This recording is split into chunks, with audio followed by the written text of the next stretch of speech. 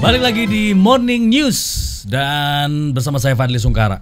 Ada Andri Susanto dan kita tidak hanya berdua. Pagi ini sudah bersama dengan redaktur pelaksana di inews.id dan juga komentator sepak bola nasional Abdul Haris. Mas Ais ganteng banget, seger banget hari ini. Ini karena bersiap menyambut timnas yang akan bertanding atau menyambut pemain naturalisasi yang baru. Iya. Atau habis cek setan gratis nih. Masuk mana Bang Ais? Lansia apa? Remaja kayaknya. Dipanjang remaja. Beliau ini kan Irmas, Ikatan Remaja Masjid. Oh iya. Jadi yang tabu beduk, yang azan itu iya, beliau tuh. Jadi beliau tabu beduk sendiri, azan sendiri, ngimamin juga. Komat sendiri. Astagfirullahaladzim. Start sehat, Start. Alhamdulillah.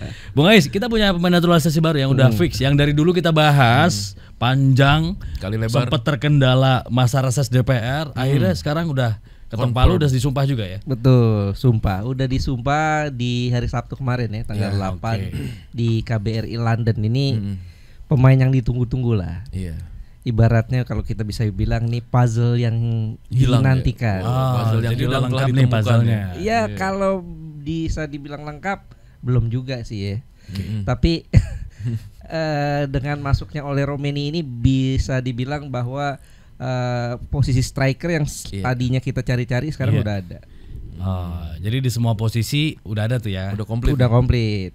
Walaupun oleh Romeni sendiri itu bukan striker murni loh. Iya.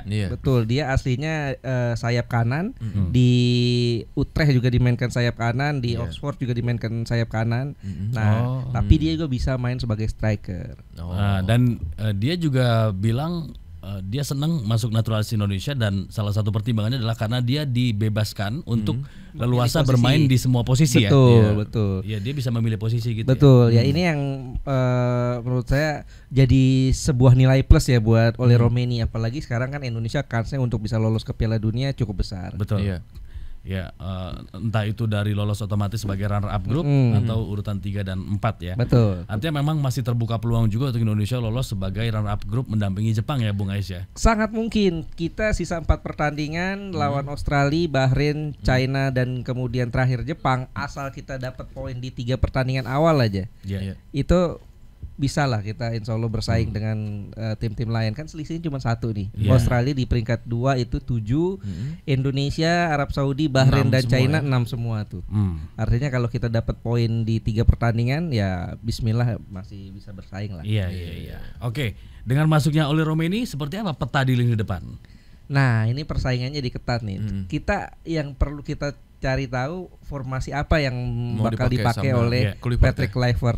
Karena kan kalau kita lihat Patrick Kluivert ini trennya di Curaçao dia pakai pola 4 back, 4-3-3. Tapi kalau kita lihat asisten pelatihnya Alex Pastor, ini dia cenderung memainkan pola 3 back. 3 center back. Artinya menarik kita lihat karena ada yang bilang nih bahwa Patrick Kluivert ini sebetulnya posisinya sebagai manajer aja, tapi yang ngurusin taktik adalah Alex Pastor. Nah, bisa jadi kalau menurut saya dia bakal memainkan pola yang ditinggalkan oleh Sintayong karena terlalu beresiko lah kalau ubah-ubah pola kan.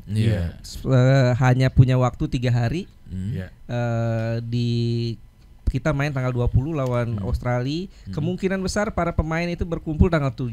Artinya 17, 18, 19. Hanya 3 hari persiapan. Ini tentu resikonya sangat besar. Nah, oleh Romeni sebagai pemain yang baru bergabung, kira-kira nanti apakah akan langsung difungsikan bersama dengan Orat Mangun dan juga Strike atau gimana, Bung Ais? Orat Mangun absen ya nanti lawan Australia. Dia akumulasi kartu kuning. Kemudian juga Justin Hubner absen. Nah, artinya pilihannya antara oleh Romeni atau Rafael Strike di depan. Atau Eliano. Nah, Eliano ini dia aslinya kan bek kanan kalau main di Zwolle kan. Iya. Dia aslinya Japos kalau salah. Apa Ciledug gitu. Jualan bakmi dong lo Jawa. Oh iya dia asli situ Ci. Iya dia aslinya bek kanan ya, tapi dia bisa juga dimainkan sebagai sayap. Nah kalau saya pikir ya mungkin yang ditempatkan di depan nih cenderungnya antara oleh Romeni atau Rafael Strike ya. Ya dua pilihan itu atau bisa jadi kalau Patrick Kluivert lihat pemain-pemain lokal bukan tidak mungkin ada Ramadan Sananta di Iya. posisi. Iya sih. Iya. Tipikal bomber ya. Tipikal bomber kayak waktu Fadli muda lah. Iya sudah. Oh, sekarang juga masih muda kali. Iya. Udah nggak bisa lari cuma sekarang Iya, ya. jatuh mulu. Jatuh mulu katanya. Iya. Oke, jadi kemungkinan yang dua pemain utamanya itu tuh untuk nanti ya, Ole dan juga Strike. Iya, bisa jadi gitu. Tapi yang patut kita cermati juga bahwa Ole Romeni ini menit bermainnya belakangan ini jarang, sedikit. Di Utrecht klub lamanya itu jarang sekali dimainkan sebagai starter. Iya. 17 kali tampil itu dia cuman 8 sekali jadi starter. Iya. Kemudian di Oxford juga baru 3 kali main, itu baru 3 kali itu semuanya jadi pemain pengganti. Dan totalnya tuh dari 3 pertandingan itu cuman 25 menit. Karena rata-rata masuknya menit 79 dan 80 ke atas ya cuma 25 menit, sangat sedikit sekali. Ini yang dikhawatirkan kan sentuhan bolanya nih menjadi berkurang lah. Benar. Karena kalau di Eropa atau negara-negara lain syarat untuk main di timnas itu kan harus main reguler di klub. Iya, betul. Menit bermainnya berpengaruh ya. Iya. Oke. Kans pemain lokal seperti Egy gimana? Egy kemarin kan udah diintip lagi tuh sama Coach Patrick, mungkin betul, nanti lawan Dewa lawan Egy Persija kemarin juga. kan Egy waktu dia main lawan Persija ya, Dewa United lawan Persija, Coach Patrick dan timnya tuh datang kan bersama Pak Erick Thohir tuh menemani. Nah, bisa jadi di situ Egy bawa tim menang dan mainnya juga cukup bagus. Egy juga bisa dibilang menjadi pemain lokal yang paling subur di musim ini. Lagi gacor-gacornya. Lagi gacor-gacornya. Ya saya pikir dia Egy bakal masuk lah untuk dipanggil lah ya, Garuda Calling, tapi ya untuk masuk skuad utama, masuk starter ini bisa jadi dia harus kerja keras lah. Oke. Ada dua pemain lainnya, Bung Ais, yang juga menyertai Ole. Ada Dion Marks di posisi back tengah ya, kemudian Tim Gibbons di posisi back kiri. Seperti apa nanti konstelasi di lini belakang? Ini kan semakin stok paling melimpah kayaknya di lini belakang tuh. Ya, kalau Tim Gibbons dan Dion Marks kan ini bukan untuk senior. Untuk U20 ya? Dia untuk U20. Tadinya dia diproyeksikan untuk timnya Indra Syafri di Piala Asia U20 2025 ini. Tapi sayangnya proses naturalisasinya telat, sehingga mereka nggak bisa didaftarkan. Dan kemungkinan nanti proyeksinya syukur-syukur kalau Indonesia bisa lolos ke Piala Dunia ya. U20 ya. U20 dan target kedepannya juga kan Indonesia menargetkan masuk Olimpiade tuh, Olimpiade Los Angeles 2028 ya. Bisa jadi dia akan sangat-sangat berguna. Itu siapa U20 kira-kira bakal masuk senior gak ya di tangan Coach Patrick? Siapa? Jens Reven. Jens Reven. Nah, ini menarik tuh, betul. Tergantung ya, kalau saya pikir tergantung karena kan U20 ini sekarang sudah berangkat ke China ya. Mereka sudah berangkat ke China dan akan main di Piala Asia U20 mulai tanggal 13 ya. Lawan-lawannya juga cukup berat, lawan Iran, kemudian Uzbekistan dan Yaman. Kalau seandainya Jens Reven bisa perform di situ, bukan nggak mungkin dia dipanggil. Karena kalau saya pikir dia punya potensi itu ya. Dia karakter the real striker. Nah, ini yang kita belum punya tuh. Striker murni lah ya. Striker murni itu kenapa alasan Sintayong pelatih sebelumnya itu nggak manggil dia. Karena Coach Sin ini kecenderungannya tidak terlalu memakai striker murni. Jadi ya Jens Reven bisa dikatakan masih dibilang belum layak oleh Coach Sin. Jangankan Jens Reven, Ramadan Sananta aja terpinggirkan akhirnya. Betul. Tapi ini bisa berbeda ketika di zamannya Coach Patrick. Betul. Karena beda pelatih kan beda sentuhan ya. Patrick sendiri kan dia striker murni kan? Oh iya, striker murni. Enggak dioplos dia. Tadi kan yang oplosan 97%. Oke, nih karena udah di ini ya, disenggol nih Piala Asia U20. Nah, kita kansnya gimana di grup C? Ada juara bertahan Uzbek, ada Yaman, ada Iran ya. Targetnya nggak main-main lagi ya. Targetnya semifinal. Untuk bisa lolos ke Piala Dunia U20 di Chili nanti di bulan September. Lawan Uzbek, lawan Iran, lawan Yaman ini berat. Tiga-tiganya tim kuat. Uzbekistan tadi Fadli bilang ini adalah juara bertahan. Betul. Dan juga kalau kita nilai ini Uzbekistan sejarahnya kalau di kelompok umur tuh kuat. memang di level senior mereka belum pernah lolos ke Piala Dunia, tapi kalau di level junior mereka tuh kuat banget karena pembinaannya bagus. Artinya beban berat lah buat Indonesia. Meskipun di edisi sebelumnya ya itu kita imbang 0-0 melawan Uzbekistan. Saat itu pelatihnya masih Coach Sintayong ya 2023 ya. Waktu itu masih Coach Sintayong, pemain-pemainnya juga masih era-eranya Marcelino dan kawan-kawan ya. Tapi yang patut dicatat saat itu 0-0 di saat Uzbekistan sudah memastikan lolos dan kita nggak lolos saat itu. Nah sekarang nggak ada beban ya mereka ya. Nggak ada beban dan juga waktu itu Uzbek menyimpan beberapa pemain ya. Nah sekarang yang jadi kendalanya adalah tim ini kalau menurut saya masih belum terlalu matang ya. Memang di depan udah ada Jens Raven, masih udah ada Muhammad Ragil, kemudian di belakang juga kuat, ada Kadek Arel, ada Iqbal. Tapi di tengahnya masih belum ada seorang playmaker lah. Kalau di senior punya Tom Hai, di U20 ini belum ada. Welber Jardim dimainkan di posisi itu juga masih belum maksimal. Tony Firmansyah dimainkan di posisi itu juga masih belum maksimal. Artinya gelandang-gelandang yang dibawa ini gelandang-gelandang pekerja ya rata-rata. Berarti belum ada sosok jenderal betul. Ya, yang sekaligus belum juga ada bisa, yang visioner ya. Ya, sekaligus mengatur juga bisa serangan dan menjembatani ya. Nah, itu yang bikin saya khawatir ya bahwa tim ini akan butuh effort ekstra lah untuk bisa lolos ke semifinal atau paling enggak lolos dulu deh ke 16 besar lah. Ke fase grup ya. Ke fase grup lolos fase grup. Karena lawannya juga berat kalau misalnya lolos fase grup ya. Betul. Ada Jepang, ada Korea Selatan. Lawan-lawan calon lawan yang menanti ya. Betul. Terus ada Thailand juga mungkin ya. Ya, kalau Thailand kalau misalnya bisa nembus gitu. 11-12 lah sama Indonesia. Sama Indonesia. Berat juga ya. Berat. Dan kita kan nanti pertama lawan Iran. Iran. Lawan Iran gimana? Lawan Iran, nah ini jadi pertaruhan juga. Kalau kita bisa ambil poin menghadapi Iran, tentu kedepannya akan lebih mudah. Tapi yang patut dicatat, pertandingan pertama selalu sulit. Benar. Pertama selalu sulit, pasti ada ketegangan di situ. Ya, secara mental itu yang patut dicermati betul oleh Coach Indra Syafri, bagaimana caranya dia mengangkat performa mentalitas para pemainnya. Baru yang kedua lawan Uzbekistan tanggal 16 ya. Iya.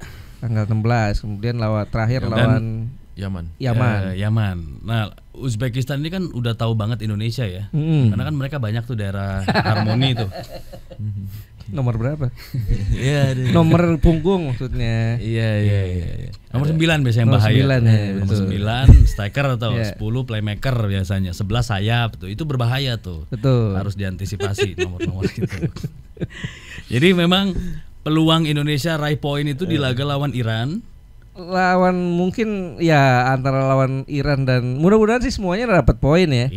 Tapi agak berat karena lawan Yaman pun ini nggak enteng.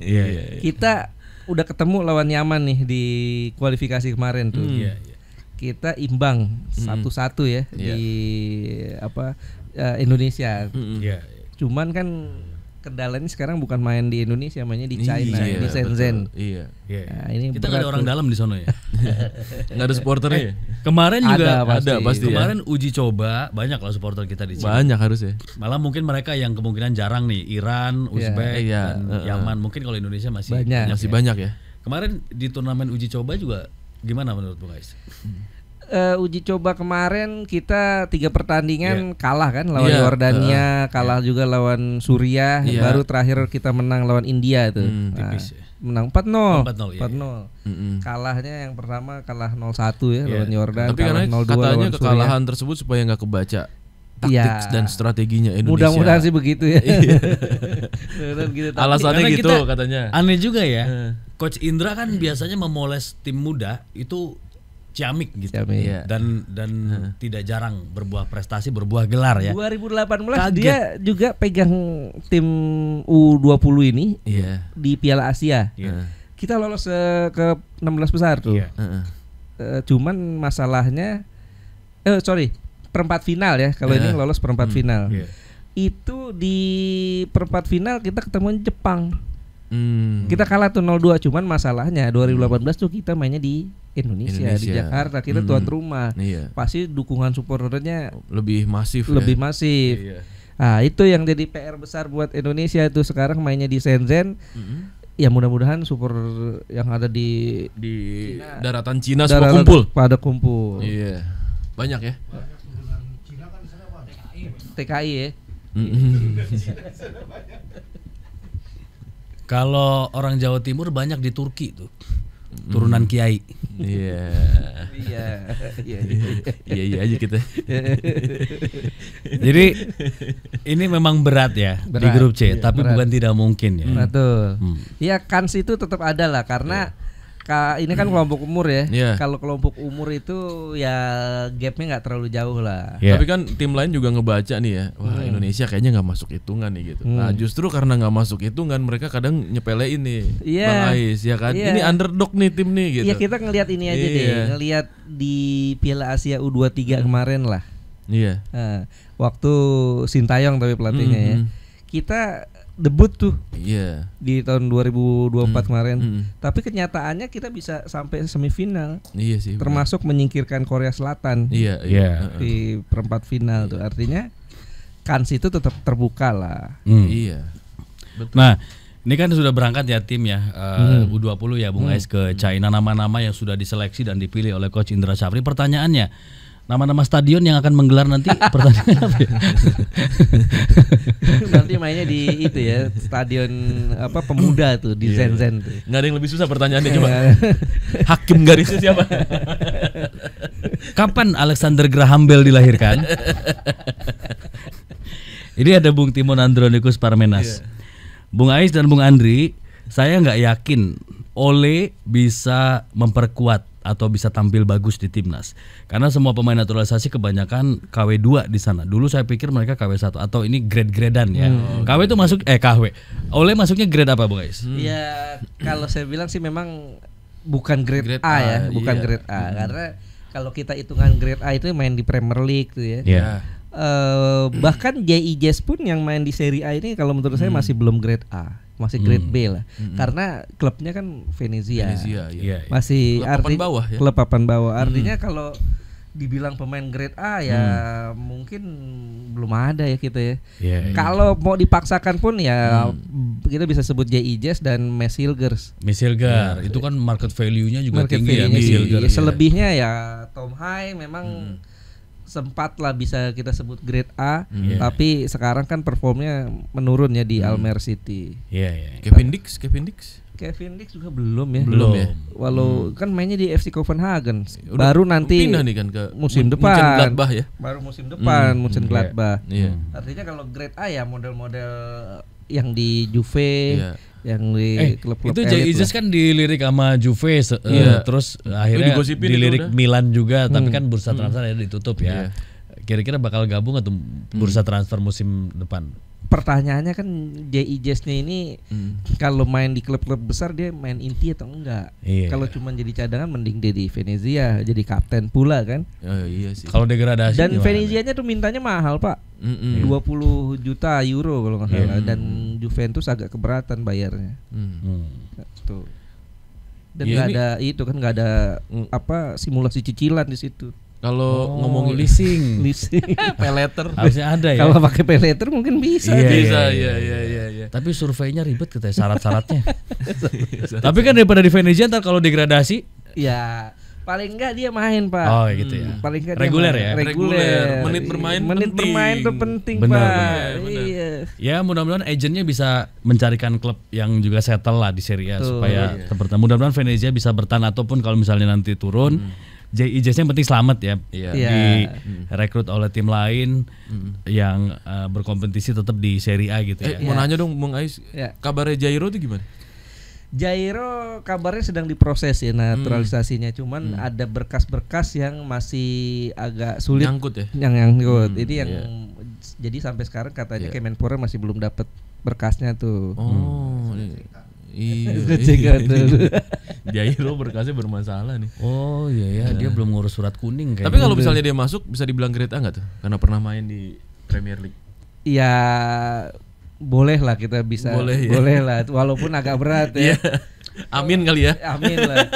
Kalau jujur ya masih kurang ya. Masih kurang lah kalau dibandingkan yang lain ya. Entah grade A, grade B, ya udahlah yang penting di timnas bisa gacor gitu. Iya. Yang penting gol. Yang penting cocok karena kan salah satu yang terpenting juga ketika banyak pemain digabungkan, kecocokan itu harus didapat. Betul. Kalau tim kurang bagus, tim mediocre, pemainnya mediocre tapi ketemu jodohnya nih, ketemu yang cocok, filosofi pelatihnya juga strateginya bagus, bisa cenghar. Masalahnya kan ini pemain-pemain timnas ini bukan klub, Pak.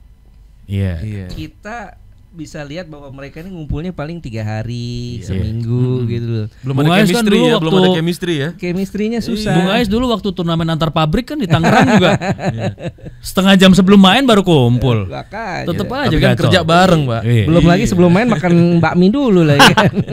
Iya benar. Kerjanya bareng tapi tiap hari. Iya. Ini maksudnya turnamen antar pabrik. Bapak belum tahu di Tangerang tuh bergengsi. Tahu. Itu bergengsi loh di antara perusahaan itu luar biasa. Bahkan untuk rekrutmen SDM nih karyawan itu dari skill bola ya. Dari skill bola. Rekrutmennya dari talent scouting di lapangan. Itu diambil dan itu jabatannya tinggi-tinggi loh yang main di lapangan. Serius, kepala HR segala macam. Oke. Baik kalau begitu, Bung Ais, kita akan tunggu nanti bagaimana sepak terjang timnas U20 di Piala Asia 2025 di China. Mudah-mudahan sih bisa berbicara banyak ya. Betul, amin. Oke, baik kalau begitu. Sobat iNews, sampai di sini kebersamaan kita di Morning News edisi hari ini. Jumpa lagi besok di jam yang sama. Akhir kata saya Fadli Sungkara dan saya Andri Susanto. Kemudian ada Bung Ais dan juga rekan-rekan yang bertugas. Ucapan terima kasih atas kebersamaan dan atensi Anda pada pagi hari ini. Selamat pagi, sampai jumpa.